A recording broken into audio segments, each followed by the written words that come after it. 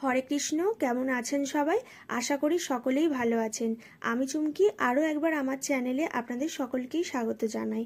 আজকের এই ভিডিওতে আমি আপনাদের এই ডিজাইনার ব্লাউজের পুরো কাটিং প্রসেস সূত্রের সাহায্যে করে দেখাবো। এই ব্লাউজের যে সেলাইয়ের ভিডিওটি আছে আমি অলরেডি আমার চ্যানেলে আপলোড করে রেখেছি।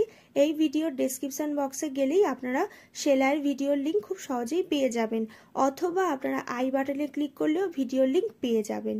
সেলাইয়ের ভিডিওতে আমি দেখিয়ে দিয়েছি এই ডিজাইনার ব্লাউজে কিভাবে আপনারা সঠিক নিয়মে কাপ অ্যাটাচ করতে পারবেন।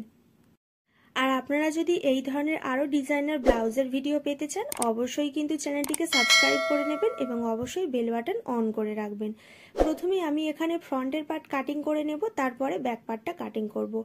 প্রথমে নিয়ে নিতে হবে ব্লাউজের লম্বার মাপ। সবসময় যা লম্বা থাকবে তার থেকে অবশ্যই কিন্তু 1 ইঞ্চি বাড়িয়ে নিয়ে তবেই কিন্তু লম্বার মাপটা রাখতে হবে।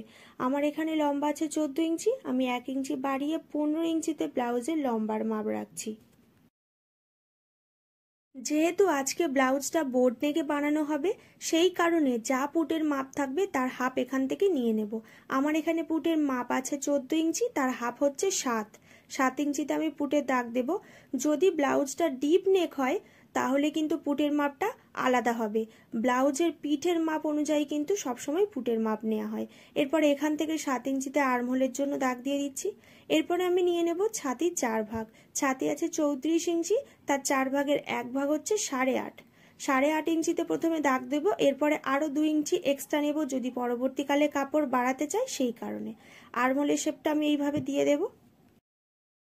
বোট নেক ব্লাউজের ক্ষেত্রে কিন্তু তালপাট অবশ্যই কাটিং করতে হবে।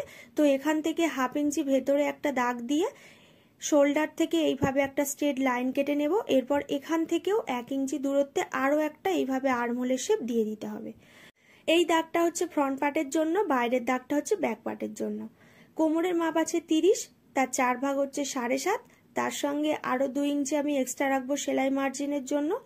যেহেতু এখানে আমি টেকিং দেব সেই কারণে টেকিং এর জন্য আরও 1.5 ইঞ্চি আমি এক্সট্রা নেব কোমরের কাছে।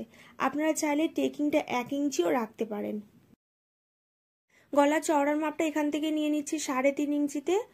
গলার লম্বার মাপটা এখান থেকে রাখবো আমি 4 ইঞ্চিতে। বোট নেক ব্লাউজের ক্ষেত্রে গলার লম্বার মাপটা কিন্তু 4 ইঞ্চি রাখবেন, এর থেকে বেশি ডিপ করতে যাবেন না। এর ফলে কিন্তু কাঁধ থেকে ব্লাউজের কাপড়টা নেমে যেতে পারে। এখান থেকে চওড়ার মাপটা রাখলাম 3 ইঞ্চিতে। এরপর এটাকে একটা বক্স করে রাউন্ড শেপটা দিয়ে দিলাম। এরপর পয়েন্টের মাপ নিয়ে নিচ্ছি। পয়েন্ট আছে 9, তার সঙ্গে হাফ ইঞ্চি এক্সট্রা নিয়ে 9.5 ইঞ্চিতে পয়েন্টের দাগ দিচ্ছি। চওড়ার মাপটা এখান থেকে ছাতি অনুযায়ী নিয়ে নিচ্ছি 4 ইঞ্চি। কোমরেও 4 ইঞ্চিতে দাগ দিয়ে এই দুটো দাগ এইভাবে মিলিয়ে নিতে হবে। আগে যে 1.5 ইঞ্চি আমি টেকিং এর জন্য বাড়িয়েছিলাম এখান থেকে সেই টেকিং এর দাগটা দিয়ে দিতে হবে। তো 1.5 ইঞ্চিটাকে এইভাবে ফিতেটাকে আমি হাফ করে দুই সাইডে দাগ দিয়ে দেব। এখানে টেকিংটা দিলে কাপড়টা কিছুটা কমে যাবে, সেই কারণে আমি আগে থেকেই কিন্তু 1.5 ইঞ্চি এক্সট্রা নিয়ে নিয়েছিলাম টেকিং দেওয়ার জন্য। কাঁধের কাছে হাফ ইঞ্চি ডাউন করে নেব। এই ব্লাউজে ব্যাক পার্টে হুক পট্টি হবে, সেই কারণে ব্যাক পার্টে প্রথমেই আমি এখানে হাফ ইঞ্চি এক্সট্রা রাখছি শুধুমাত্র হুক পট্টির জন্য। হাফ ইঞ্চি যে হুক পট্টির জন্য এক্সট্রা রেখেছি এই হাফ ইঞ্চিটা বাদ দিয়ে এরপর থেকে ফ্রন্ট পার্টটাকে এইভাবে বসিয়ে নেব এবং বাইরের মাপ বরাবর এর ওপর থেকে দাগ দিয়ে দিতে হবে।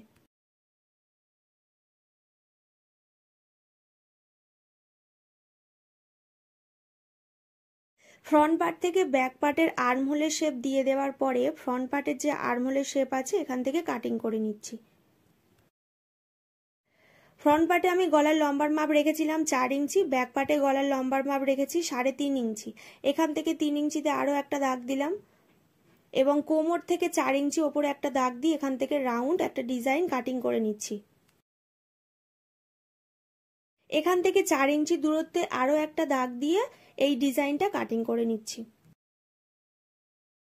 এই দুই জায়গায় আমি হুক পট্টি করব। এখানে কিন্তু কোমরের মাপটা একটু আলাদা হবে।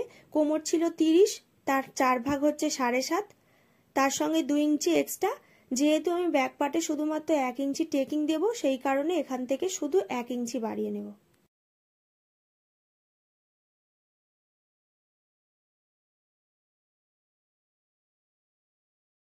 দাগ বরাবর আমি ডিজাইনগুলিকে এইভাবে কাটিং করে নিচ্ছি। আপনারা কিন্তু চাইলে নিজেদের ইচ্ছা মতো ডিজাইন কাটিং করতে পারেন।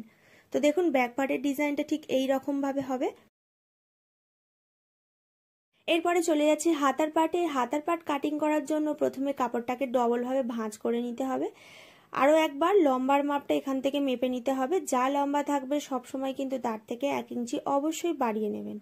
এরপরে আরও একবার মিডল থেকে এইভাবে কাপড়টাকে ভাঁজ করে নিচ্ছি। লম্বা অনুযায়ী আমি দাগ দিয়ে দিয়েছি। এখান থেকে 3 ইঞ্চি দূরত্বে একটা দাগ দিচ্ছি। এখানে মাপটা নিতে হবে ছাতির 6 ভাগ, তার সঙ্গে 1 ইঞ্চি এক্সট্রা।